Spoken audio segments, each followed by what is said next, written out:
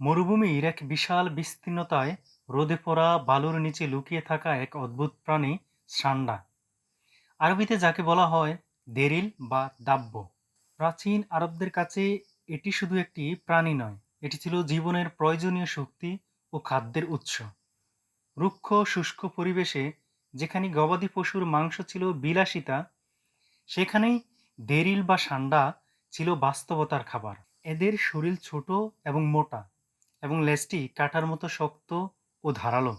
সান্ডা মূলত তৃণভোজী, অর্থাৎ ঘাস ও মরুর উদ্ভিদেই তার প্রধান খাদ্য। আরব বেদুইনরা স্পাইনি টাইলেড লিজার্ড সান্ডাকে শতাব্দীর পর শতাব্দী ধরে খেয়ে আসছে। সহজলভ্য, প্রোটিন সমৃদ্ধ এবং দীর্ঘদিন সংরক্ষণযোগ্য একটি খাবার। এমনকি ইসলামী ইতিহাসেও সান্ডা উল্লেখ আছে। হাদিসে বর্ণিত আছে, রাসূলুল্লাহ সাল্লাল্লাহু আলাইহি সাল্লাম সান্ডা বা দেরিল খেতে অপছন্দ করলেও সাহাবীদের তা খেতে নিষেধ করেননি।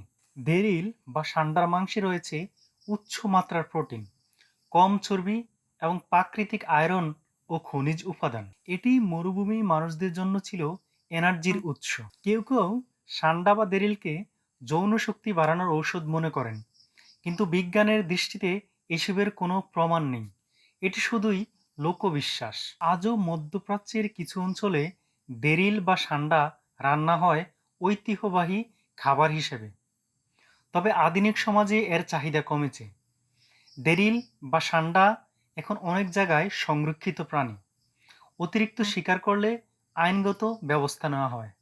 সান্ডা বা দেরিল একটি লেজার্ড, একটি খাবার, আবার একটি সংস্কৃতি। মরুভূমির বুকে জন্মে নেওয়া এই প্রাণীটি প্রমাণ করে প্রকৃতি কখনো অভুক্ত রাখেন, আর ইতিহাস সবসময় কিছু না কিছু রেখে দেয় আমাদের জানার জন্য।